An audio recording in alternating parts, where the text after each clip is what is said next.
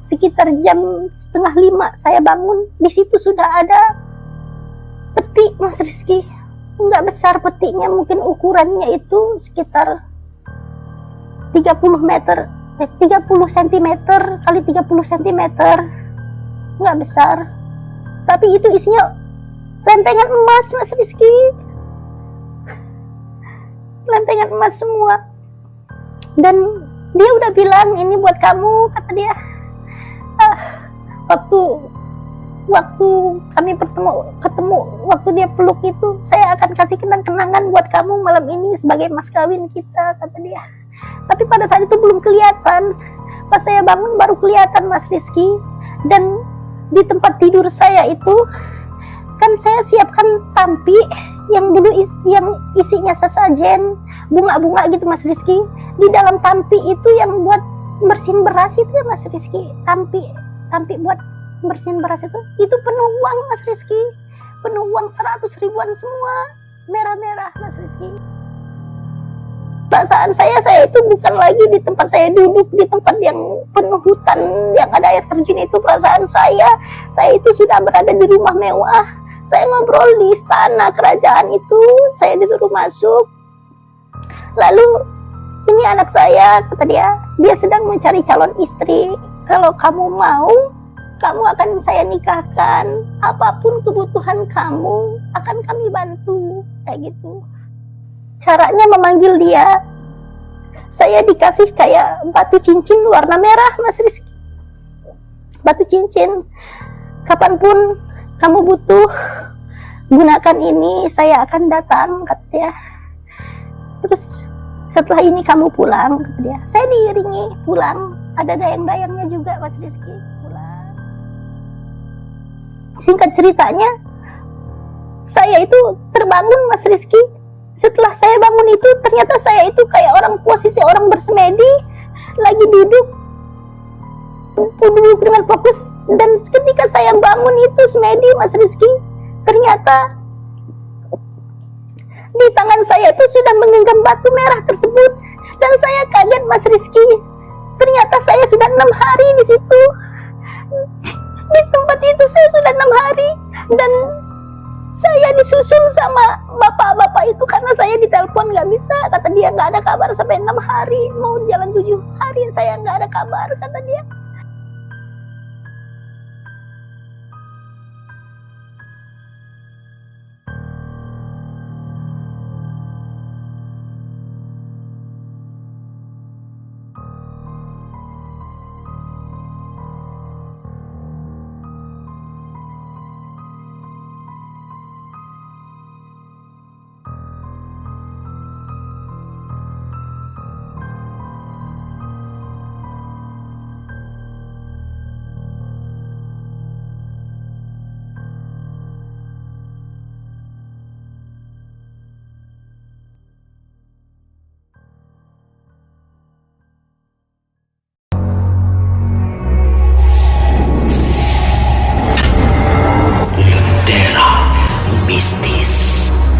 Bersinar dalam kegelapan.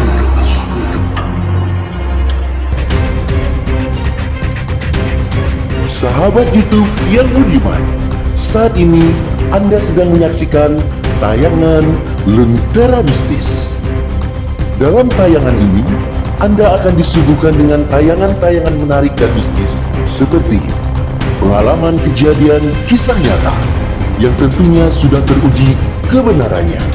Dan kisah-kisah tersebut akan disampaikan secara langsung oleh narasumber terpercaya. Tetapi sebelum sahabat menyaksikan tayangannya, dan agar sahabat selalu dapat mengikuti tayangan ini, mohon sempatkan waktunya untuk berpartisipasi dengan cara like, komen, share, dan subscribe di tayangan Lentera Mistis. Bersinar dalam kegelapan.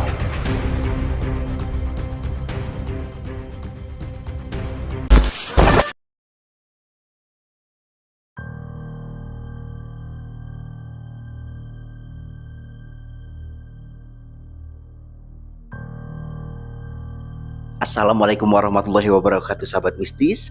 Bagaimana kabar semuanya? Semoga selalu dalam keadaan baik ya. Saya Rizky yang dulu punya channel Cerita Misteri Nusantara, dan kita sekarang berganti menjadi channel Lentera Mistis.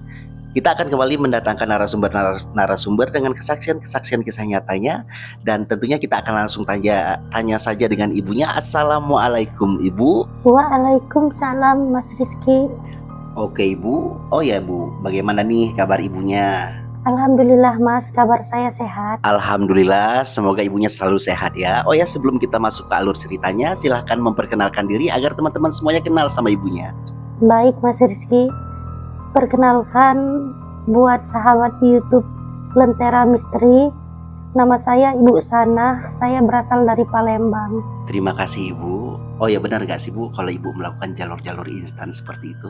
Iya benar sekali Mas Rizky, saya melakukan jalur instan pesugihan. Oh begitu Ibu. Kalau boleh tahu alasannya kenapa sih Bu sampai Ibu melakukan hal seperti itu gitu Bu? Karena hidup susah Mas Rizky, makanya saya melakukan jalur tersebut. Saya punya anak, saya punya urusan, saya sendirian. Ngurus anak sendiri, ngurus kebutuhan hidup sendiri, tidak punya apa-apa, makanya saya melakukan itu semua. Oh begitu Ibu. Sepertinya sahabat mistis ini sudah tidak sabar pengen mendengar penjelasan langsung dari ibunya. Apa Ibu sudah siap untuk bercerita? Iya, saya siap untuk menceritakan semuanya di channel YouTube-nya Mas Rizky. Terima kasih banyak Ibu atas kesediaannya untuk bercerita. Tentunya teman-teman simak sampai selesai cerita ini hanya di Lentera Mistis Bersinar Dalam Kegelapan. Silahkan Ibu. Iya, terima kasih juga sudah diundang ke sini Mas Rizky. Sama-sama Ibu, tentunya dengan negosiasi yang cukup rumit Iya, ya. cukup lama kemarin itu obrolannya. Gak apa-apa Bu, gak apa-apa. Siap, karena saya harus berpikir dulu Mas Rizky untuk siap menceritakan semuanya, karena kan ini kan masalah rahasia gitu ya Mas Rizky. Jadi kan saya memang benar-benar harus pikirkan kayak gitu. Tapi ya karena saya punya berhutang jasa sama Mas Rizky, ya udahlah saya mau, nggak apa-apa gitu. Mas Rizky juga orang baik. Iya, sama-sama Ibu. Tidak ada hutang jasa hutang budi, sama-sama kita ya. Silahkan salam-salam dulu biar kenal sama teman-teman semua ya.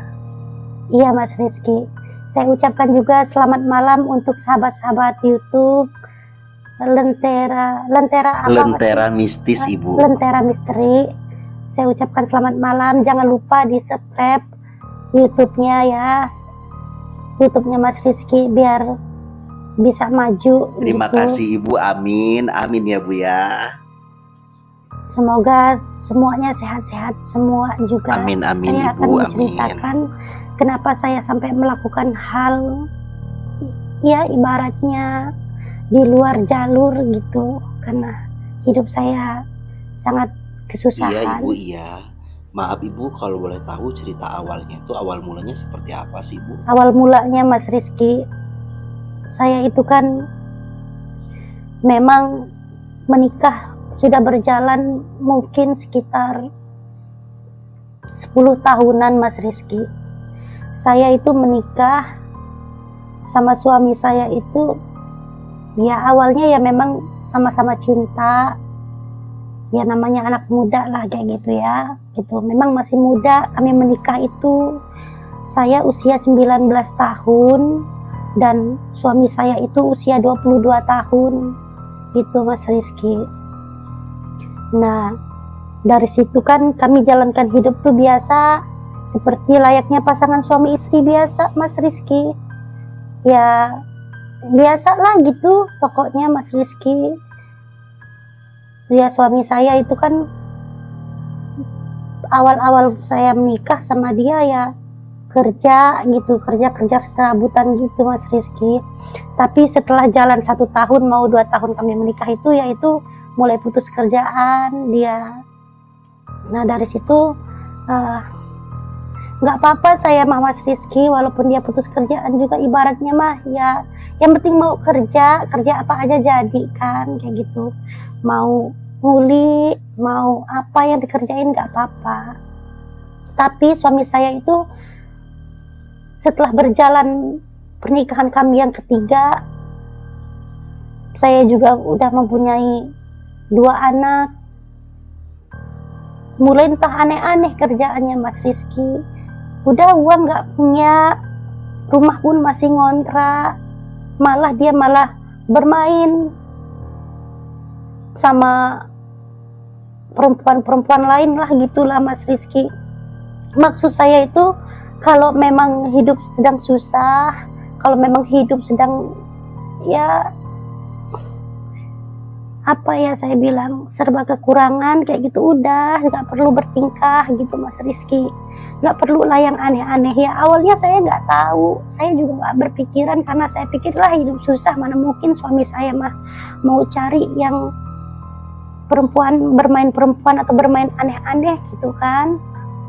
Tapi setelah saya lihat HP-nya pas waktu dia sedang tidur Mas Rizky, kan ada telepon masuk, saya angkat kan, tiba-tiba adalah perempuan, bilangnya dia itu istri muda gitu Mas Rizky.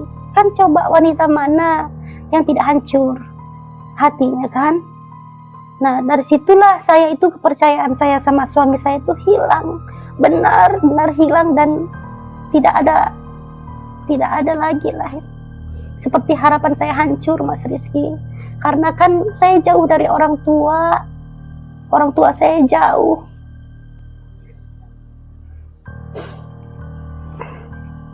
Orang tua saya jauh Mas Rizky.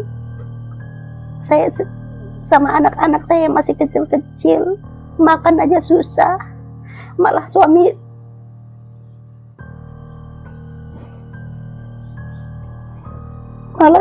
saya bertingkah gitu Mas Rizky. Jadi dari situ saya udah hilang kepercayaan lah. Suami saya juga sudah berubah. Ya udah dari situ kami putuskanlah 1 tahun mungkin selalu terjadi keributan, setiap harinya selalu terjadi keributan. Ada saja keributan itu, masalah juga silih berganti, masalah finansial, keuangan dan lain-lain sebagainya. Silih berganti, setiap hari itu ada aja masalah, yang nggak ada beras, anak-anak mau jajan nggak ada uang kayak gitu. Suami saya itu malah malas-malasan, malah lebih parah Mas Rizky. Setelah saya tahu tuh bukannya berubah, saya sampai waktu kami bertengkar itu saya sampai pernah didorong sampai saya jatuh Mas Rizky. Saya juga sempat diseret, disiram air, saya juga sempat ditampar. Siapa yang kuat hidup begitu Mas Rizky? Bukan kita berkeluarga itu mau hidup senang bahagia kan? Kalau hidup kita mau susah buat apa gitu. Nah itulah cerita saya, makanya saya putuskan untuk pisah. Lebih baik saya hidup sendiri aja Mas Rizky. Mudah-mudahan ada aja jalan saya buat ngasih anak saya makan. Singkat ceritanya, kami bercerai lah Mas Rizky. Di usia pernikahan kami 3 tahun jalan 4 tahun, saya mempunyai anak yang masih kecil-kecil. Saya mencari tempat tinggal yang baru, dia juga cari tempat tinggal yang baru. Kami sama-sama pindah kontrakan dari kontrakan kami yang pertama itu. Kami pindah kontrakan, saya dengan dengan modal tenaga lah gitu, berusaha mencari kerjaan ke orang-orang, menjadi tukang cuci di kampung itu. Gajinya nggak besar Mas Rizky, cuma 600.000, tapi yang namanya di kampung ya cukup aja. Oh iya gitu, Ibu, Mas maaf, Rizky. saya mau tanya boleh? Sebentar Ibu. Maaf Ibu. Iya Maaf Mas ya, Bu, Rizky. ya, sebelumnya saya potong ya. Iya nggak apa-apa dipotong juga. Maaf Ibu, kalau boleh tahu itu kejadiannya kapan ya Bu ya, dan tahun berapa gitu Bu? Kejadiannya tahun 2018 Mas Rizky. Yang waktu kita, ya Mas Rizky kan tahu. Iya Ibu, biar teman-teman juga tahu kejadiannya kapan gitu. 2018 Mas Rizky. Kejadiannya waktu itu. Oh iya, silahkan Ibu lanjutkan ceritanya. Iya, saya lanjutkan cerita Mas Rizky. Saya kerja sama orang kan selama beberapa bulan, karena orang butuhkan kerjaan saya, butuhkan tenaga saya. Jadi saya jadilah pembantu di situ ya, buat bayar kos-kosan, buat ngasih makan anak saya kan. Itu aja saya tuh masih jual-jualan juga, karena saya kerjanya itu cuma dari jam 7 pagi sampai jam 12 Mas Rizky, cuman masak, nyapu, beberes rumah. Dari situ saya di rumah juga jualan gitu, karena kalau cuman ngandalin dari gaji saya 600.000 nggak cukup Mas Rizky. Nah, saya itu kerja sekitar setahunan lah, setahunan sampai hidup saya agak-agak lumayan stabil pada saat itu. Dan saya di rumah juga saya sampai jual-jualan juga Mas Rizky. Nah, singkat cerita, setelah saya berjualan, setelah saya kerja itu hidup saya agak lumayan lah Mas Rizky. Cuman kan masalah saya kan tidak cukup di situ. Anak saya mulai tumbuh besar, ada yang mau SMP, ada yang mau masuk SMA gitu kan ya Mas Rizky. Saya bingung itu rumah aja belum punya gitu kan, boro-boro mau nyenangin orang tua. Saya pikir ke situ.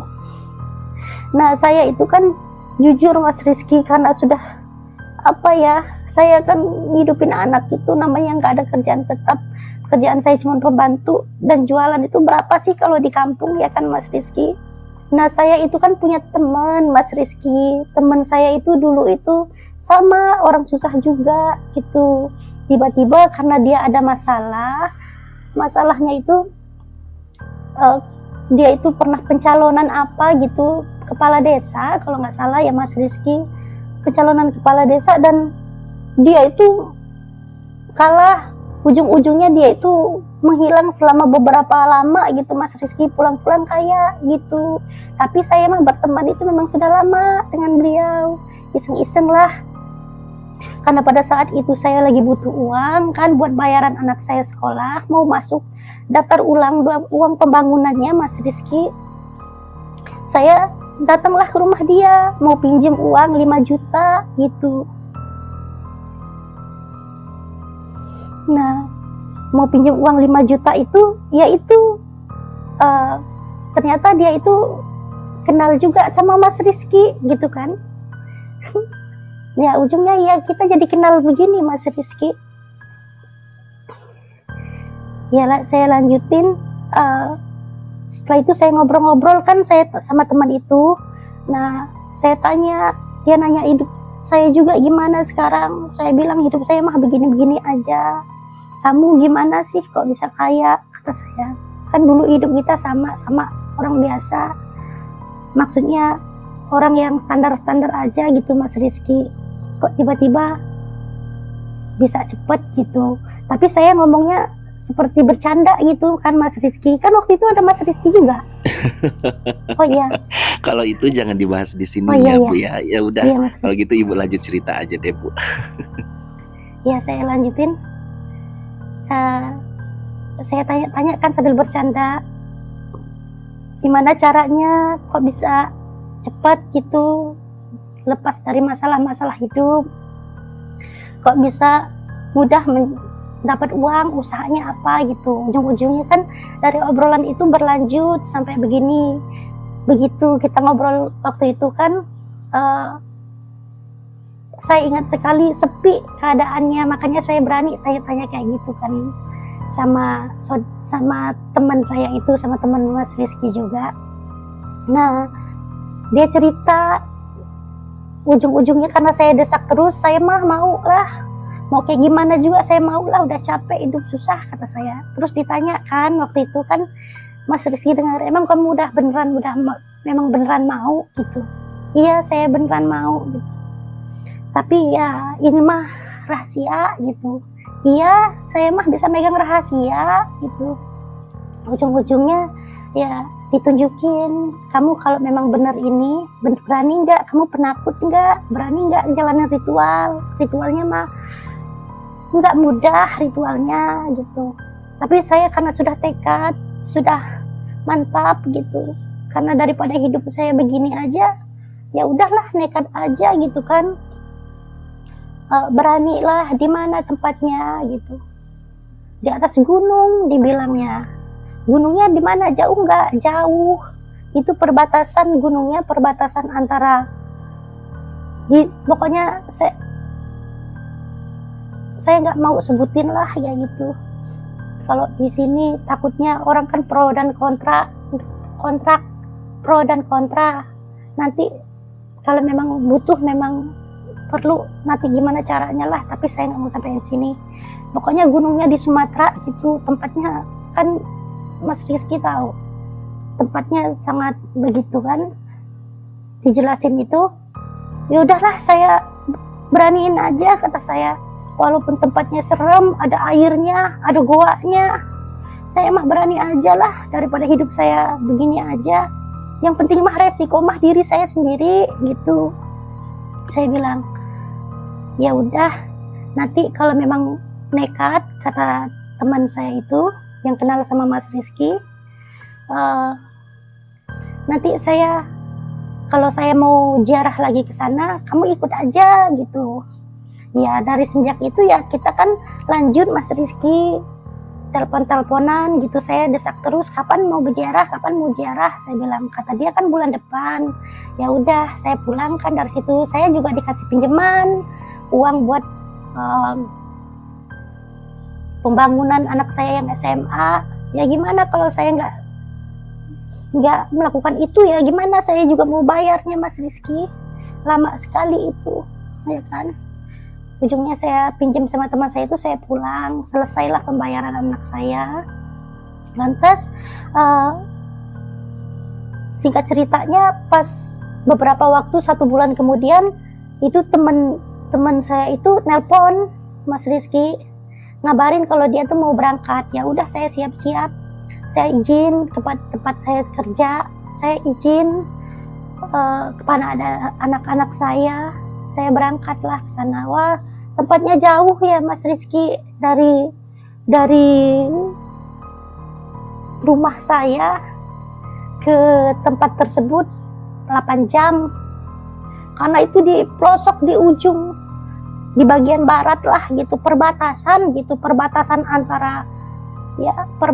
antara provinsi lah kayak gitu, antara provinsi satu sama provinsi lainnya gitu. Nah, 8 jam terus singkat ceritanya Mas Rizky sampailah ke tempatnya orang yang suka ngantar. Sampai di tempatnya orang yang suka ngantar, ngobrol-ngobrol, ditanyakan, mau apa kamu datang ke sini gitu. Saya mau ikut kayak teman saya ini Pak gitu. Saya bilang, enggak, perempuan mah jarang yang naik gitu. Karena jalannya susah, apalagi kalau hujan gitu. Wah, saya mah udah nekat aja Pak, saya mah berani, mau kayak gimana lagi. Memang tujuan kamu mau apa? Saya mah pengen cukup hidupnya. Saya mah nggak punya apa-apa Pak, cuma punya anak, orang tua gitu. Memang kamu berani melakukan ritual? Ditanya bapak.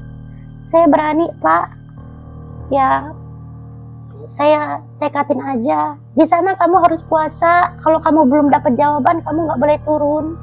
Berani Pak. Ya udah, saya berani aja. Tapi kamu nanti kalau ditinggal sendirian berani. Dia cerita gini Mas Rizky, ternyata ya sama ya seperti Mas Rizky ceritain ke saya juga. Ternyata teman saya ini dulu waktu dia kalah pencalonan itu, mereka berempat duduk di situ, duduk di tempat yang keramat, ke tempat gunung itu Mas Rizky. Dan tahu nggak? Dan aku juga baru tahu Mas Rizky, ternyata mereka berempat tuh semuanya berhasil semua. Memang tempatnya sangat seram Mas Rizky, sangat seram, sangat dingin. Yang jelas dingin karena itu di atas gunung ya Mas Rizky. Pokoknya tempatnya sangat-sangat sakral lah kayak gitu. Tapi di mana tempat kalau kita baik ya gitu, tata cara tingkah laku kita baik, kita izin permisi sama penunggunya, ya mudah-mudahan ya kita juga akan disambut baik, diterima baik lah gitu ya. Saya mah udah pasrah aja pada saat itu. Iya, saya baru tahu ternyata mereka tuh melakukan ritual berempat dan empat-empatnya berhasil kan ya Mas Rizky. Waduh, kurang tahu ya saya Bu ya. Waduh, kacau Mas Rizky, ini. kurang nggak tahu. Ya udah Ibu fokus cerita Ya, aja gitu, ke Mas kejadian Rizky. yang terjadi sama Maaf Ibu. ya. Waktu itu aja gimana Ya. gitu kejadiannya Bu. Iya. Ceritanya gitu. Nah terus saya waktu itu mah mereka berempat katanya. Saya tahu dari pengantarnya itu, wah berempat ya. Kalau kamu sendiri ini karena kamu nggak ada teman, karena di sana kalau orang nggak ada kepentingan nggak boleh ditemani, kata dia. Ya udahlah Pak, saya berani aja walaupun sendiri. Tapi nanti kamu ditinggal sendiri itu kami menunggu di tempat yang berbeda, berani? Ya udahlah Pak, saya berani aja. Saya memang udah nekat Mas Rizky, tapi ya karena saya itu ya bayangin kehidupan inilah. Banyak masalah-masalah yang tidak perlu saya ceritakan juga di sini kan. Seperti saya tagih utang, macam-macam lah, dihina orang kayak gitu. Macam-macam lah Mas Rizky. Ujungnya kan saya karena udah saya membawa sakit hati, saya membawa rasa keinginan yang sangat besar, ya saya tekadkan. Ujung-ujungnya ya udah, kata bapak itu, kalau kamu memang benar-benar sudah siap, saya nanti akan siapkan alat-alatnya, sesajen-sesajennya lah gitu Mas Rizky. Sesajen-sesajennya disiapkan sama bapak itu. Ujungnya saya, karena kan kami itu berangkatnya kan pagi kan Mas Rizky. Nah sore baru nyampe sana, karena perjalanan itu sekitar 8 jaman lah kayak gitu. Berangkat jam 10-an, mungkin sampai sananya sore-sore sekitar jam 5-an lah gitu, kurang lebih ya, saya kurang ingat. Karena pas sampai waktu itu kan langsung maghrib. Habis maghrib ngobrol-ngobrol sama bapak itu, wah di sana tuh dingin, perkampungan sekali.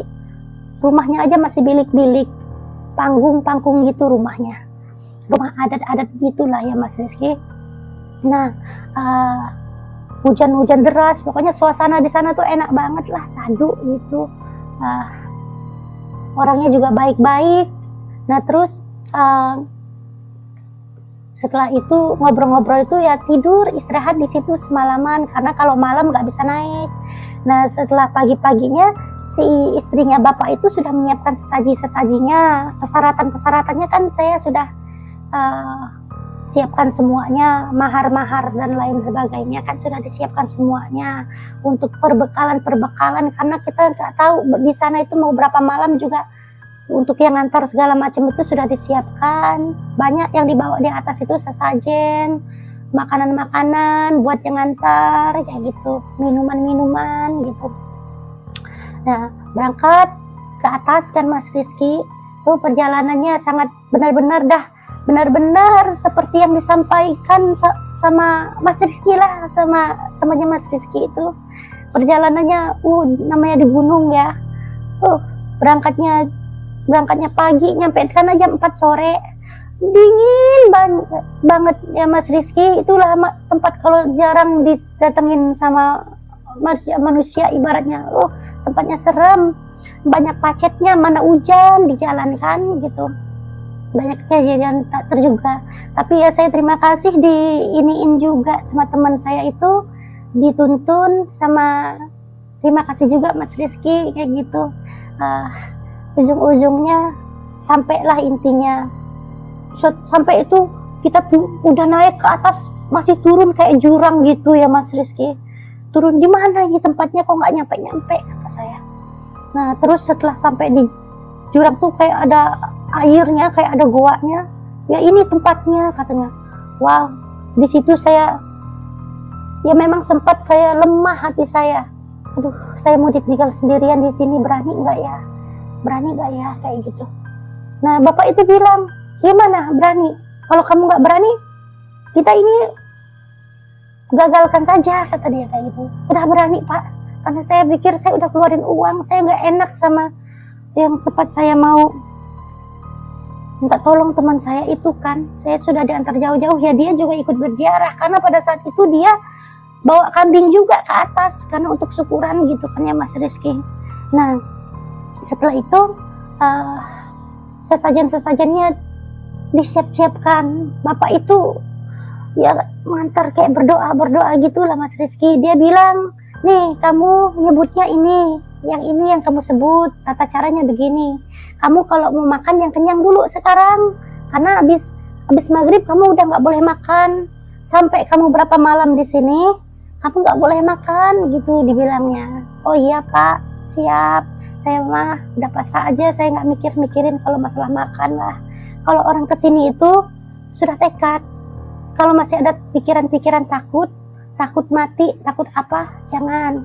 Di sini orang udah nekat. Udahlah Pak, saya udah nekat, kata saya. Udah mau kayak gimana lagi? Karena perih hidup ini Mas Rizky. Aduh, sangat nggak ngerti lagi lah saya. Waktu itu memang udahlah, itu mungkin jalan satu-satunya. Banyak masalah yang tidak saya sampaikan di dalam kamera ini, di dalam video ini. Tapi kan saya udah sampaikan semua ke Mas Rizky. Itu saya, perjanjiannya kita kan Mas Rizky, ya saya mau cerita, tapi ada beberapa masalah yang saya tidak mau ceritakan. Tapi kalau masalah ritualnya saya ceritain. Iya, nggak apa-apa Ibu, nggak apa-apa. Iya, makasih Mas Rizky. Nah, saya dibilang di sini kamu nanti apapun yang menemui kamu, ya kamu harus tenang, kayak gitu. Iya, benar Mas Rizky. Setelah semuanya disiapkan, sesajennya, apanya semuanya disiapkan, saya beneran ditinggal sama teman-teman semuanya. Mereka naik lagi ke atas, tapi mereka nggak pulang, menunggunya di atas gitu Mas Rizky. Masih jaraknya mungkin berapa kilo lagi dari tempat turun itu. Karena di situ ada tempat penjarahan lagi, tapi khusus itu di puncaknya, di puncak gunungnya. Tapi itu khusus untuk jalur berdoa aja gitu, ngalap berkah gitu kan Mas Rizky gitu. Dan penjarahnya juga banyak sekali. Di atas itu memang pusat utamanya itu kan di atas itu. Kalau yang di bawah itu kan ibaratnya rahasia pribadi, hanya orang-orang tertentu yang tahu kan ya Mas Rizky ya, kayak gitu. Ya Mas Rizky tahu lah kayak gitu. Karena kan teman saya juga taunya dulu dari Mas Rizky kayak gitu. Tapi kan Mas Rizky bilang terserah kalian, saya mah nggak mau ikut campur. Kalau mau minta sendiri aja, nanti saya antarkan sama orang yang bisa ngantar ke sana. Tapi dipikir-pikir dulu, itu kan kata-katanya Mas Rizky. Makasih Mas Rizky. Nah, saya lanjut lagi ceritanya. Nah, setelah itu kan saya habis maghrib. Habis maghrib itu dingin banget Mas Rizky. Ya Allah Tuhan, sangat dingin. Saya merasa sendirian, kesepian. Kata bapak itu kan, kalau memang kamu ngantuk, memang itu setelah kamu selesai, kalau mau tidur, kalau bisa tidur. Tapi biasanya mah jarang tidur. Iya, saya nggak bisa tidur Mas Rizky karena dingin banget. Saya nggak ada persiapan. Saya cuma bawa baju panjang, selimut, sarung gitu, bukan selimut, bawa sarung. Ya itu aja. Harusnya saya bawa kaos kaki, harusnya saya bawa sleeping bag ya Mas Rizky. Tapi itu mah saya nggak ada pikiran ke situ, cuman bawa baju aja saya, sama jaket, sama apa yang ada aja lah saya bawa gitu, persiapan saya seadanya. Tapi namanya tekad saya udah kuat. Saya konsentrasi di situ, saya duduk menghadap ke arahnya tempat keramat itu. Di situ Mas Rizky, perasaan saya di malam pertama itu ada kayak pusaran angin besar banget tuh, kayak mau nerjang saya. Tapi setelah dekat sama saya, itu angin pecah. Itu habis maghrib Mas Rizky. Udah, nah, habis itu terjadi beberapa kali kan, mungkin ada sekitar 15 menit itu muter-muter angin pecah. Terus saya sampai mau jantungan, mau saya berhenti, tapi udah tanggung kan gitu kan. Udahlah, mau mati lah saya, mau hidup lah. Malam-malam itu sekitar jam 1 malam, banyak banget cahaya, kayak cahaya bintang turun, kayak mengeliling-ngelilingin saya gitu ya Mas Rizky. Bapak itu udah bilang, apapun yang kamu lihat, apapun yang kejadian terjadi sama kamu harus tenang, kata dia. Ya udah, saya tenang aja situ, diam aja saya. Untung saya nggak pingsan ya Mas Rizky. Tapi jangan takut, nggak bakalan terjadi apa-apa karena kamu sudah diizinkan, kata bapak itu. Itu yang membuat saya tenang. Nggak bakalan terjadi, apalagi kamu sampai keluar darah. Yang penting kamu jangan sembarangan. Kalau mau buang air, segala macam izin, katanya, segala macam izin. Nah, tengah malam itu ada bintang-bintang. Perasaan saya keliling-keliling saya, tapi ujung-ujungnya itu hilang juga Mas Rizky. Udah keringetan saya, padahal suasananya sana sangat dingin sekali. Udah, ternyata saya tertidur, bangun-bangun pagi, belum ada kejadian. 1 harian saya menunggu di situ sepi banget, benar sepi. Siang aja gelap suasananya, siang aja dingin suasananya. Ya paling masuk sinar-sinar matahari sedikit. Ya seharian saya tunggu di situ, nggak ada kejadian apa-apa sama sekali. Kalau siang nggak ada kejadian sama sekali, Mas Rizky. Saya tiduran, paling saya tiduran, hujan gerimis kan, situ kan namanya di atas gunung. Karena di bagian bawah itu juga kabutnya besar, banyak sekali. Ujung-ujungnya, lanjut singkat cerita, di malam kedua Mas Rizky. Nah di malam kedua itu habis maghrib kan saya kan nggak buka puasa, lanjut Mas Rizky. Saya masih lanjut puasa, lemas badan saya di hari pertama itu, di hari kedua itu lemas badan saya, tapi saya tetap kuatkan lah. Suasana udah dingin lagi. Nah terus mulai lagi Mas Rizky ada kejadian-kejadian aneh. Setelah saya bakar dupa, karena kan bapak itu bilang habis maghrib kamu bakar dupa ya, sebut nama-nama ini, ratu siluman apa gitu, sama raja apa, sama banyak lah yang disebut-sebut itu. Maaf ya kalau saya salah sebut, saya takut kesalahan Mas Rizky, karena saya tadi nanti potong ya, nggak penting ya Mas Rizky. Iya, nanti yang sensitif kita potong ya Bu ya, kita konfirmasi makasih Ibu Mas ya. Rizky. Saya sedikit keceplosan tadi, maaf ya. Saya lanjut cerita Mas Rizky. Setelah saya bakar menyan, setelah saya bakar dupa, saya mulai konsentrasi lagi sekitar jam 9 malam Mas Rizky.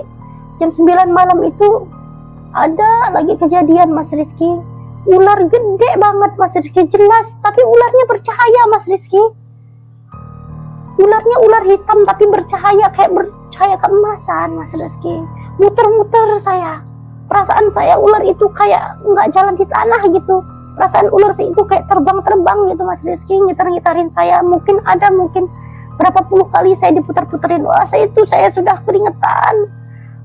Udah bingung saya mau ngapain, kata saya kayak gitu. Udah kan nggak boleh baca-baca yang aneh-aneh di situ kan, pokoknya harus konsentrasi aja. Udah pasrah aja, saya nunduk sampai saya keringetan, padahal di situ dingin. Setelah mungkin kejadian itu setengah jam Mas Rizky,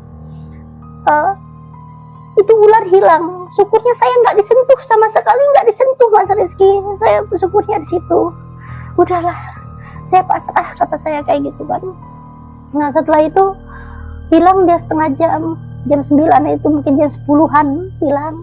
Terus nggak ada kejadian-kejadian apalagi, sunyi, sepi banget Mas Rizky. Nah habis itu mungkin sekitar jam-jam 3-an, karena saya itu ini singkat-singkatnya aja Mas Rizky ya, karena setelah kejadian di yang ular itu jam 9-an itu nggak ada kejadian lagi sampai jam 3-an. Saya sampai mau ngantuk gitu, saya kayak ngantuk lah Mas Rizky. Ada lagi kayak manusia tinggi benar Mas Rizky, saya lihat. Terus saya nunduk lagi, ini mana kepalanya, cuma kakinya aja gitu Mas Rizky. Lama dia nggak ngomong, dia nggak apa, katanya kalau dia nggak ngomong dia diam aja juga. Udah saya situ juga ketakutan lagi. Ujung-ujungnya saya sampai ketiduran gitu di malam kedua Mas Rizky. Nah aduh, kata saya, bangun saya itu karena matahari naik, mungkin jam 8-an saya bangun Mas Rizky. Saya bangun, terus saya lihat-lihat, ya udah siang lagi, ya udah. Karena kan di situ ada mata air, saya cuci muka kayak gitu sambil saya ngelamun di situ, sambil saya kadang ngelamun, kadang konsentrasi kayak gitu Mas Rizky.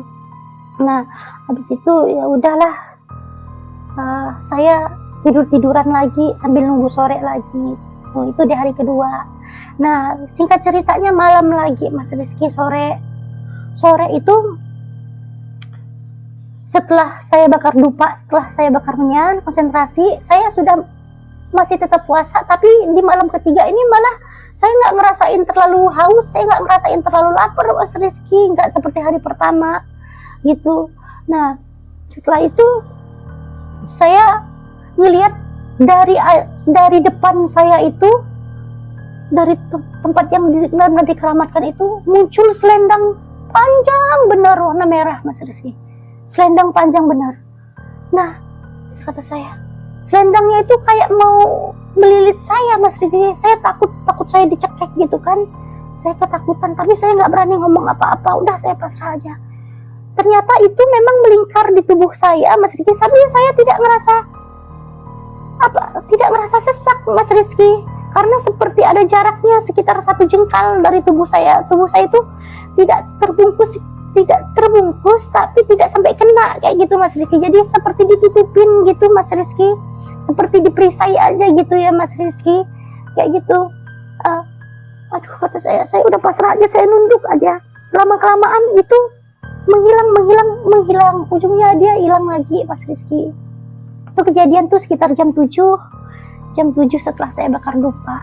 Nah, setelah itu udah nggak ada kejadian. Saya fokus lagi di situ. Suasananya udah benar-benar apa ya? Wah, suasananya benar-benar mencekam banget lah, Mas Rizky. Benar-benar mencekam. Nah, setelah itu mungkin sekitar, karena saya kan nggak bawa ini, nggak boleh lihat jam. HP kan bawa tetap buat kalau ada apa-apa telepon gitu, tapi kan nggak boleh diaktifkan.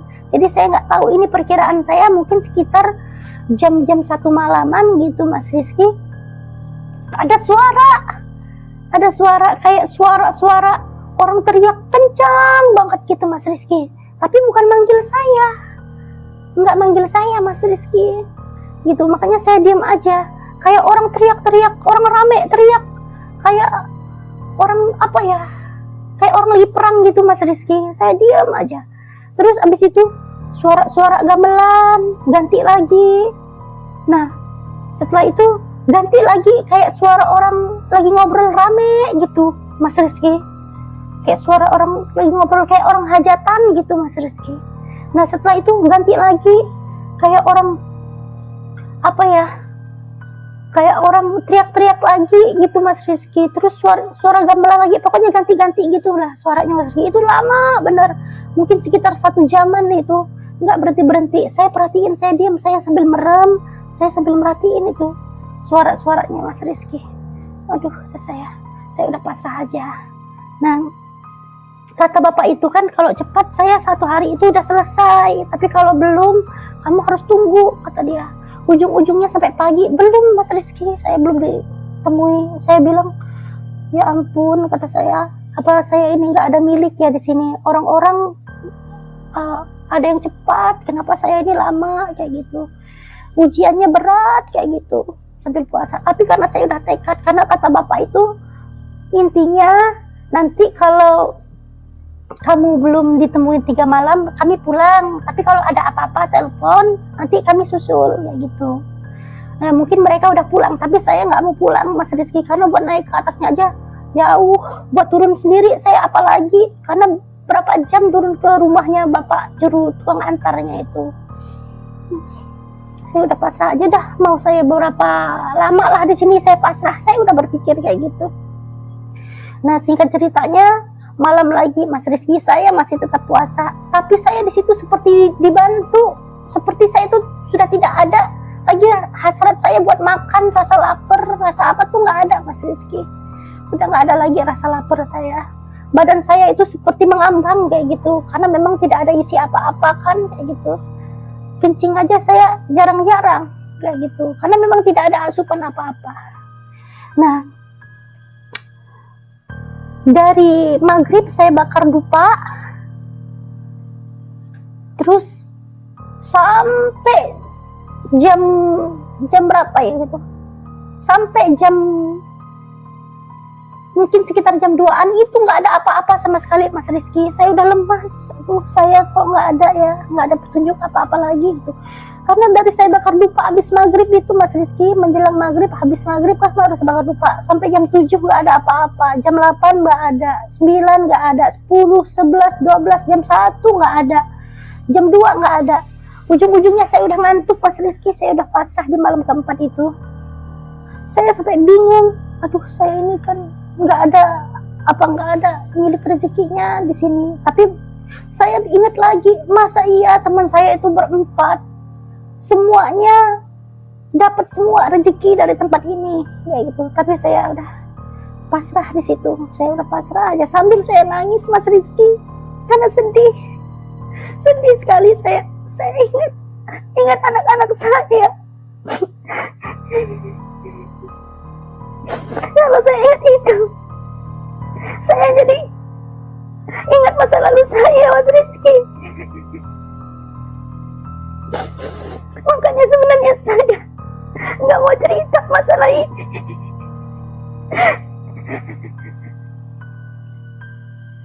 Karena saya ingat itu aja. Seperti hidup saya udah nggak ada harapan.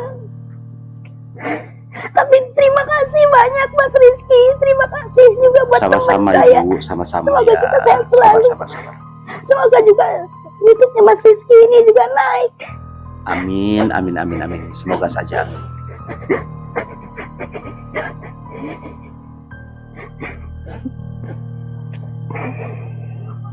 Sabar Ibu. Yang sabar.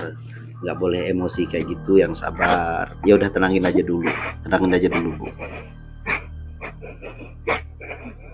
Iya Mas Rizky, makasih. Sama-sama Ibu, sama-sama. Yang sabar ya, sabar. Tenangin dulu aja. Ujung-ujungnya mungkin sekitar jam 3 itu Mas Rizky, saya dari tempat yang dikeramatkan itu muncul seperti sinar cahaya putih Mas Rizky.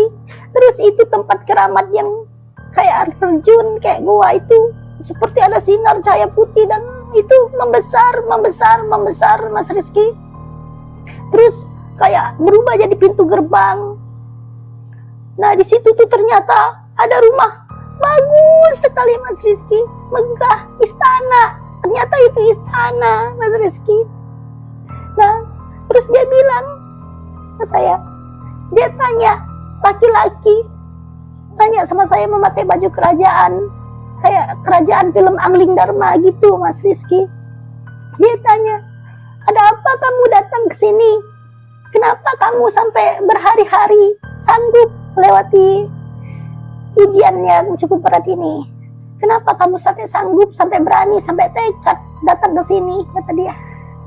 Saya bilang, saya sudah pasrah, saya ingin merubah hidup saya, kata dia. Apa kamu sudah tahu, kata dia kayak gitu, tentang yang mau kamu lakukan ini apa, kata dia. Belum tahu, kata saya, karena saya cuma datang ke sini cuma bawa tekad dan apapun, kata saya siap, kata saya, karena di situ tuh ibaratnya gudang Mas Rizky, kita mau apa aja bisa, semua jenisnya ada di situ Mas Rizky. Itu kata bapak itu, makanya tidak bisa ditentukan, setiap orang nasibnya beda-beda gitu. Nah terus dia bilang ternyata dia itu mau menjodohkan anaknya dengan saya. Dia bilang begini, kamu mau kalau saya nikahkan dengan anak saya, kata dia. Kata manusia yang kayak kata itu kayak orang sih Mas Rizky, padahal mereka itu goib gitu. Kata dia, kamu mau kalau kamu saya nikahkan sama anak saya, kata dia. Saya mau, kata saya. Terus panggillah anak dia itu, ganteng Mas Rizky, ganteng. Ya itu sampai sekarang masih berhubungan sama saya sih.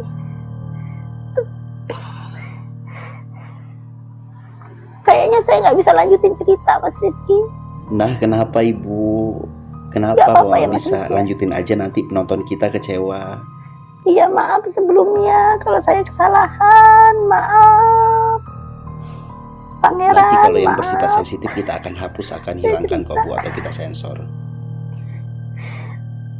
Lanjut saya cerita Mas Rizky. Iya silahkan dilanjut Ibu. Terus saya intinya ketemu lah sama anaknya itu.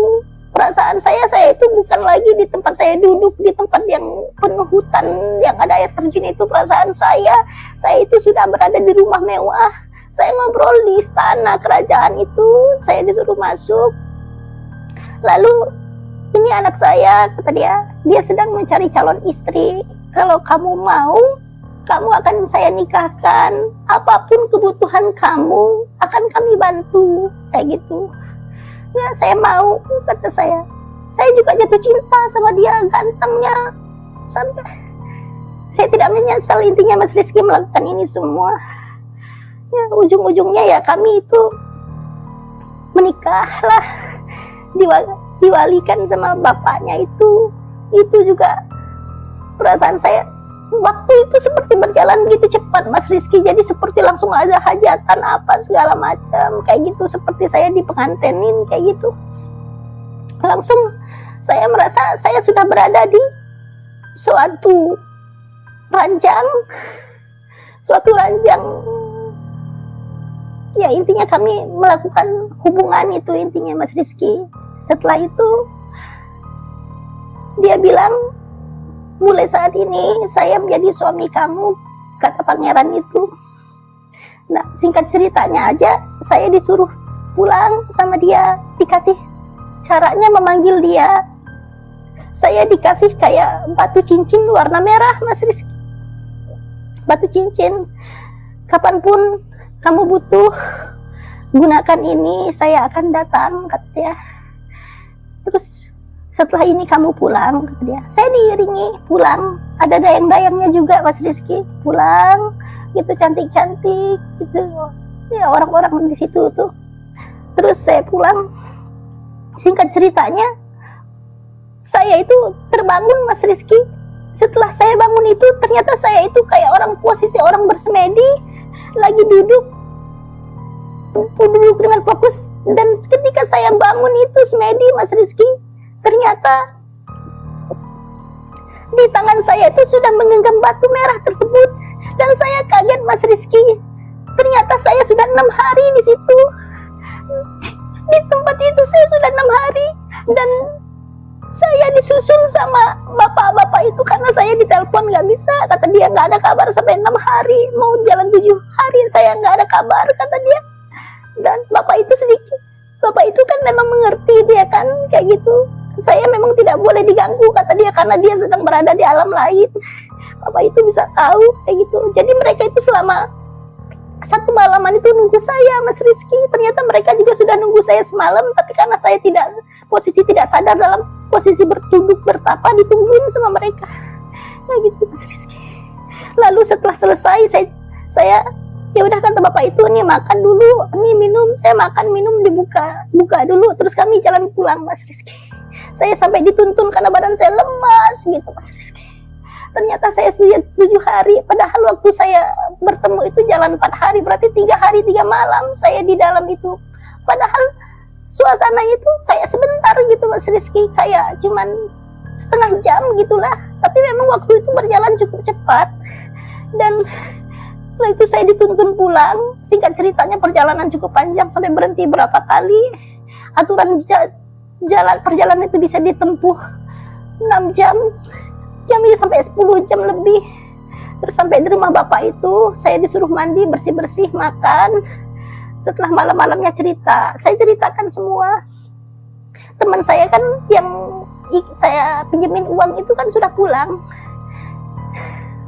Nah, saya cerita, Pak, begini, saya itu kejadian malam pertama begini, malam keduanya begini, malam ketiganya begini, Pak, kata saya. Terus kata saya kayak itu, saya sangka saya nggak ada rezekinya. Di malam keempat itu baru saya ketemu, kata saya, kayak itu tempat keramat itu berubah jadi istana, kata saya. Terus saya disuruh masuk, saya masuk, kata saya. Setelah saya masuk itu saya sudah tidak sadar, perasaan saya di situ ada bapak-bapak, dia menjodohkan anaknya dengan saya, kata dia. Oh iya, kata bapak itu, bagus, kata dia, itu pangeran, katanya, itu satunya rajanya, katanya. Dia memang punya anak dia ada banyak kok, kata dia, ada yang perempuan, ada yang laki-laki, berarti kamu dijodohkan sama anaknya, kata dia. Terus saya bilang, saya dikasih batu, Pak, ini. Oh ya, itu buat sarana kamu, kata dia, nanti di rumah nanti begini, kata bapak itu. Iya, Pak, kata saya, sudah diajarkan juga. Terus nanti di rumah kamu pasang sesajen, kata dia. Di malam Selasa Kliwon kamu harus panggil, kata dia. Iya Pak, kata kayak gitu. Singkat ceritanya, karena kami kan malam itu ngobrol cukup panjang, paginya saya langsung pulang Mas Rizky, pulang nyiapin semuanya karena saya sudah seminggu di tempat itu.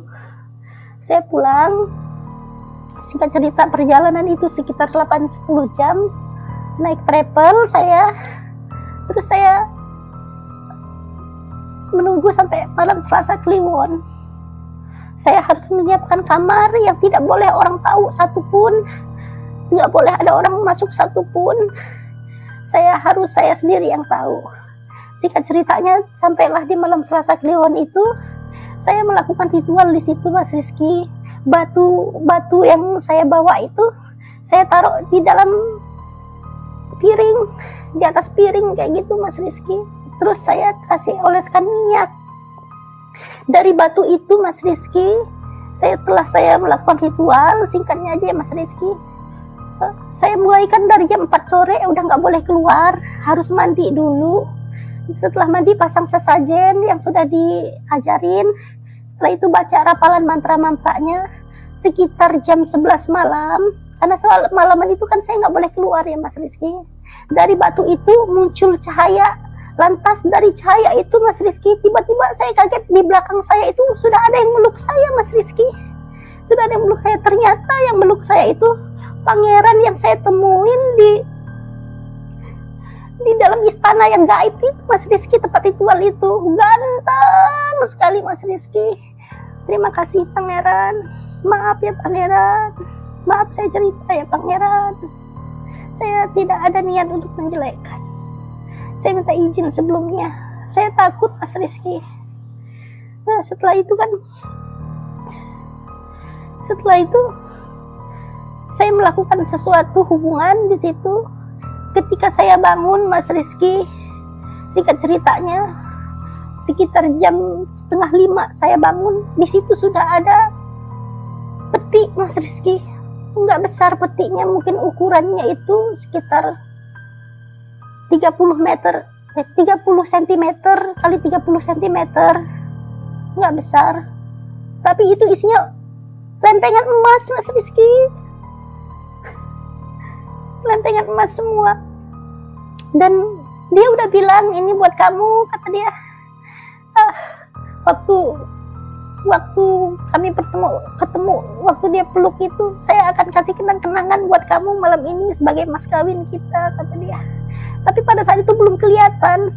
Pas saya bangun baru kelihatan Mas Rizky. Dan di tempat tidur saya itu kan saya siapkan tampi yang dulu yang isinya sesajen, bunga-bunga gitu Mas Rizky.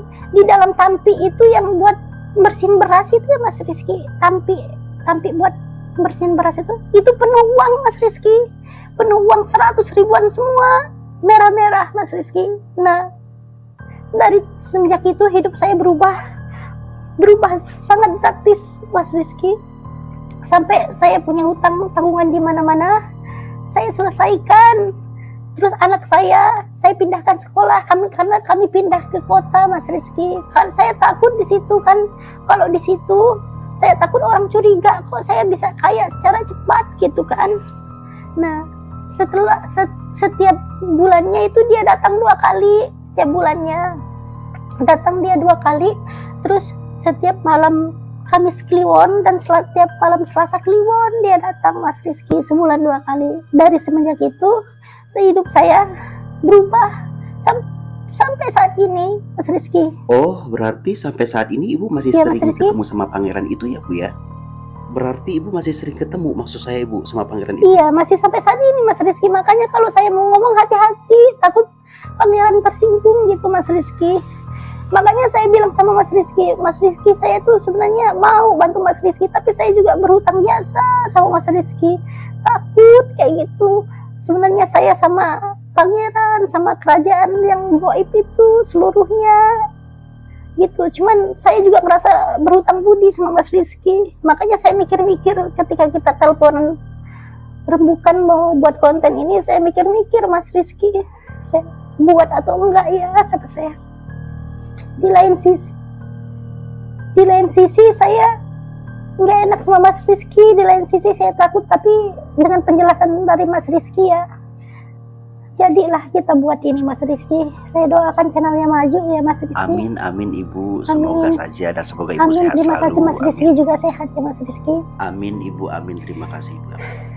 Ya mulai detik itu, mulai saat itu ya saya pindah ke kota. Anak saya juga saya pindahkan ke kota, di kota di salah satu provinsi tempat saya tinggal.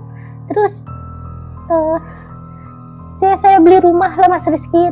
Tapi saya bangun rumahnya bukan di perumahan Mas Rizky, tapi saya bangun rumahnya itu kayak di komplek kayak gitu. Saya beli tanah dan rumah saya paling besar di sekitaran situ Mas Rizky gitu. Saya juga cari tempat yang agak sepi karena kan saya mau ritual setiap malam Selasa Kliwon sama Kamis Kliwon. Jadi itulah Mas Rizky cerita saya. Sampai saat ini saya masih melakukan seperti yang saya sampaikan ke Mas Rizky. Kan Mas Rizky tahu sendiri kan. Itu Mas Rizky. Ya sampai sekarang ini ya syukur saya masih hidup, saya sudah cukup, lebih dari cukup gitu Mas Rizky. Alhamdulillah, Ibu kan sekarang udah cukup. Ada nggak niat untuk berhenti atau meninggalkan pangeran atau apa gitu Ibu? Nggak ada sih Mas Rizky niatan untuk meninggalkan pangeran atau suami saya itu, karena saya pikir gini, udah saya juga nggak mau nikah lagi sama manusia yang ada lara, sakit hati gitu ya Mas Rizky. Nggak mau, saya sama suami saya ini aja walaupun cuma 1 bulan 2 kali ketemu, tapi kan kapanpun saya bisa panggil kalau saya dalam keadaan yang terdesak atau genting gitu Mas Rizky, karena kan saya kapanpun bisa panggil lewat batu cincin itu Mas Rizky, kapanpun gitu. Umpamanya saya terdesak atau apa bisa panggil, dia bisa datang kapanpun gitu ya Mas Rizky. Dan dia baik sama saya, nggak pernah menuntut apa-apa sama saya. Ya saya nggak mau sih, selama kesalahan itu kita nggak berbuat salah ya baik-baik aja sih, kecuali mungkin saya berbuat aneh-aneh mungkin sama laki-laki lain, mungkin ya dia bisa marah gitu. Selama saya nggak berbuat aneh-aneh ya enggak sih Mas Rizky, nggak ada kejadian aneh-aneh gitu Mas Rizky. Ya syukurlah Bu kalau tidak terjadi yang aneh-aneh atau yang berbahaya. Selama Ibu melakukan itu, apa aja sih Bu yang sudah Ibu punya sekarang yang Ibu beli? Wah banyak sih Mas Rizky, nggak mungkin saya ceritain sini apa aja yang saya sudah beli, saya punya apa aja. Intinya saya sekarang udah punya usaha, udah punya rumah makan, itu udah ada sekitar berapa ya, di atas 20 cabang lah Mas Rizky gitu. Saya buka rumah makan kan kayak gitu ya, kayak restoran gitulah kayak gitu Mas Rizky. Oh syukurlah kalau Ibu sudah punya banyak aset dan juga banyak usaha. Saya ucapkan terima kasih banyak ya Bu ya sudah bersedia datang. Sama-sama Mas Rizky, terima kasih juga Mas Rizky. Semoga Mas Rizky selalu jadi orang baik.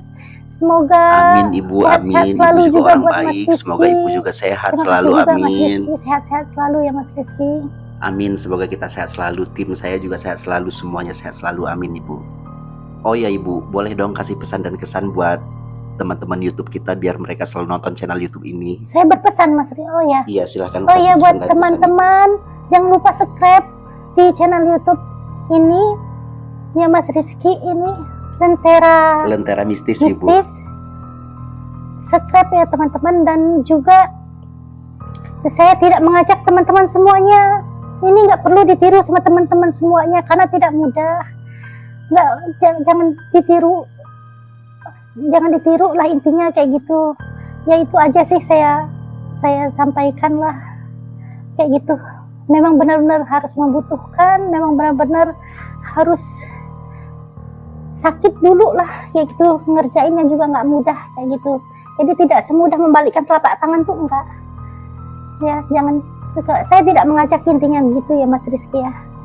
Ya dukunglah channelnya Mas Rizky, subscribe. Iya, terima kasih banyak Ibu di subscribe ya. Ibu. Nah, untuk teman-teman semuanya jangan lupa juga ya di subscribe ya, dan bagikan seluruh media sosial teman-teman semuanya. Terima kasih Ibu. Wassalamualaikum warahmatullahi wabarakatuh. Sama-sama Mas Rizky. Waalaikumsalam warahmatullahi wabarakatuh Mas Rizky. Teman-teman, like, comment, share, dan subscribe ya untuk update di video-video terbaru Lentera Mistis bersinar dalam kegelapan. Terima kasih untuk teman-teman semuanya, dan sampai jumpa di video-video selanjutnya. Wassalamualaikum warahmatullahi wabarakatuh. Bye-bye teman-teman.